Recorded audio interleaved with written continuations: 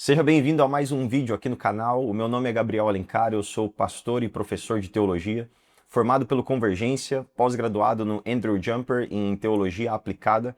Também tenho uma pós-graduação no Jonathan Edwards em teologia sistemática e hoje eu faço um mestrado em estudos teológicos do Novo Testamento, também no Jonathan Edwards. Nesse vídeo eu quero falar um pouco sobre contexto histórico. Você já deve ter reparado que nos últimos vídeos eu falei bastante sobre hermenêutica e exegese. O objetivo dessa série de vídeos é que você aprenda e tenha responsabilidade na sua interpretação bíblica. Agora, o que significa contexto histórico quando a gente pensa na Bíblia? Imagine que você cai numa conversa de WhatsApp, num chat, e você não sabe quem está escrevendo para quem, o que está sendo dito, em que situação que aquilo se encontra, você simplesmente cai ali e começa a tentar interpretar o que está acontecendo por trás daquela conversa. É mais ou menos isso que a gente faz com a Bíblia, quando a gente não considera que existe um contexto histórico por trás daquele texto que foi escrito. Eu quero que você considere algo comigo. Considere um texto de 50 anos atrás. Com certeza o português de 50 anos atrás ele é diferente do de hoje. Nós estamos falando sobre textos que já seriam muito difíceis de serem compreendidos. Basta você procurar um livro de 1980, 1970 e você vai perceber essa dificuldade. Agora vá um pouquinho além e considere, por exemplo, a época da colonização do Brasil. Nós estamos falando de 500 anos atrás. É quase que impossível compreender os textos daquela época sem conhecer o contexto. Na verdade, é impossível. Você vai compreendê-los de forma equivocada. E quando nós olhamos para a Bíblia, nós estamos falando sobre uma distância temporal e histórica muito maior. De hoje para o Novo Testamento, se nós apenas vamos comparar esse espaço de tempo, o Novo Testamento, nós estamos falando de 2.000 anos de história. Mas se a gente retroceder ainda mais para o Antigo Testamento, nós estamos falando de 3.500, 3.600 anos de história. Histórias que foram moldadas, transformadas por meio de revoluções de diferentes povos e culturas, que afetam diretamente a escrita do texto e o contexto em que ele se encontra. Então a gente tem alguns problemas quando a gente olha para o texto e interpreta como se estivesse caindo no meio de uma conversa, no meio de um chat. O primeiro dos problemas é que a gente olha para aquele texto a partir das nossas óticas atuais. Eu já falei um pouco sobre isso nos outros vídeos. A gente acaba cometendo uma coisa chamada anacronismo, trazendo o contexto ou o texto para os dias de hoje, e isso é errado. Agora, o segundo problema que acontece é que quando a gente faz isso, nós ignoramos a cultura, nós ignoramos os costumes, nós ignoramos os momentos históricos, nós acabamos por ignorar, basicamente, todo o contexto em que aquela história é escrita. E isso é um novo problema causado na nossa interpretação de texto. É nesse sentido que eu quero entender com você o que é contexto histórico. Eu vou usar de exemplo o Novo Testamento. Quando a gente olha para um texto, a gente precisa fazer algumas perguntas para esse texto. Por exemplo, quem escreveu?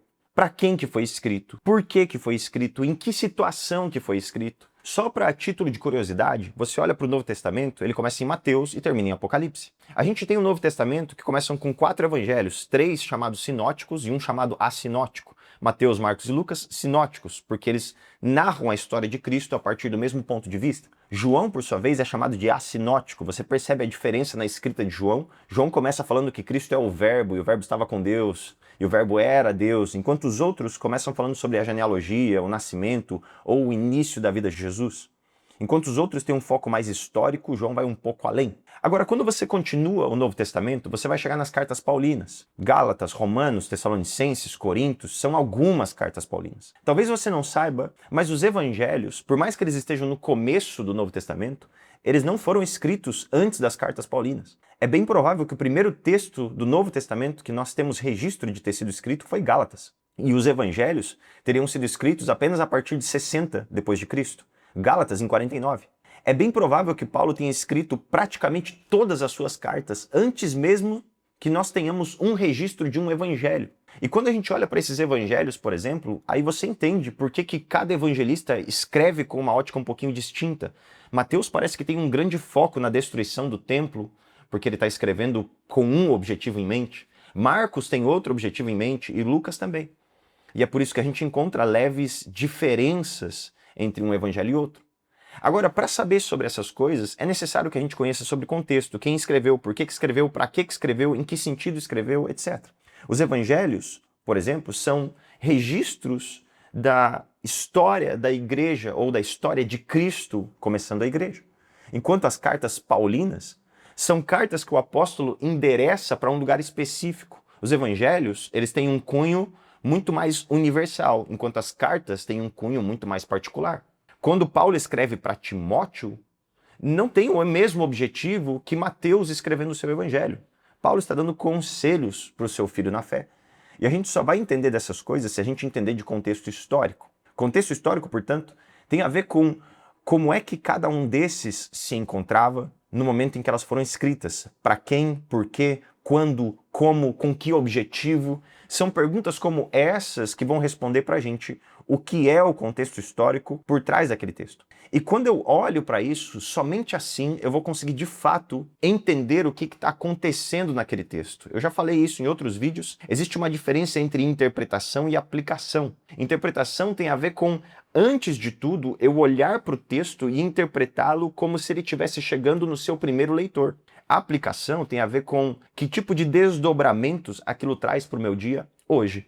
E quando a gente não começa com interpretação, a gente com certeza vai falhar na nossa aplicação. Por isso o contexto histórico é tão relevante. Deixa eu dar um exemplo prático disso. Observe a carta de Paulo aos Coríntios. É bem provável que a gente tenha pelo menos 4 cartas que Paulo escreveu aos Coríntios. Por que isso? Porque na primeira carta que ele escreve, ele cita já ter escrito uma antes. E na segunda carta que ele escreve, ele cita ter escrito outra entre a primeira e a segunda. Uma carta que lhes causou tristeza. Então, é bem provável que nós tenhamos pelo menos 4 cartas de Corinto. 2 delas tenham sido perdidas. Agora, quando você olha para essas cartas, você vai perceber que Paulo está lidando com uma igreja imatura, em uma cidade onde o crescimento secularista é muito grande, onde, por exemplo, a adoração em templos pagãos, por meio de sacrifícios, de comidas sacrificadas a ídolos, onde existiam sacerdotisas mulheres que regiam o culto, e esse tipo de coisa era muito comum. A gente está falando de uma região portuária de muito movimento, uma cidade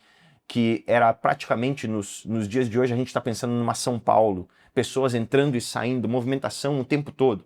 E quando Paulo escreve essa igreja, você percebe que o tom de Paulo em 1 e 2 Coríntios é um tom de muita repreensão, porque todo esse contexto histórico está causando uma série de confusões dentro da igreja.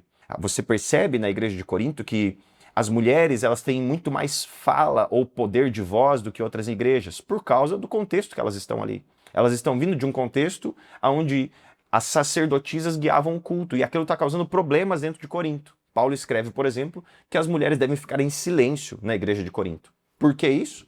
Justamente por causa do contexto. Quando a gente não entende um contexto como esse, a gente tende a criar doutrinas que vão além do que o texto bíblico desejava nos ensinar, que vão além do que a expressão daquele texto queria nos trazer. Porque nós simplesmente estamos olhando para aquilo e falando, é isso que a gente tem que fazer, sem considerar contexto histórico, por exemplo. A mesma coisa acontece com os dons.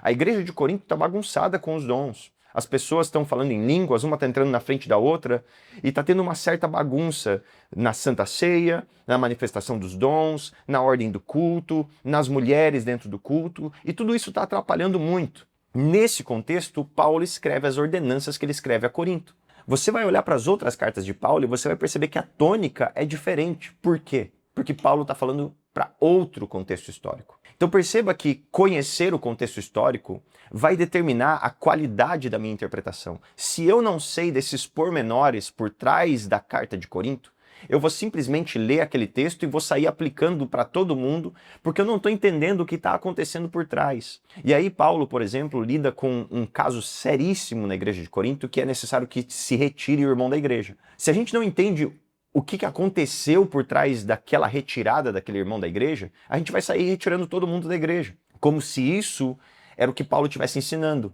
Então é necessário que a gente conheça esse contexto histórico por trás. Por que Paulo escreveu para Corinto? O que estava acontecendo? Para quem? Por quê? Quando? Como?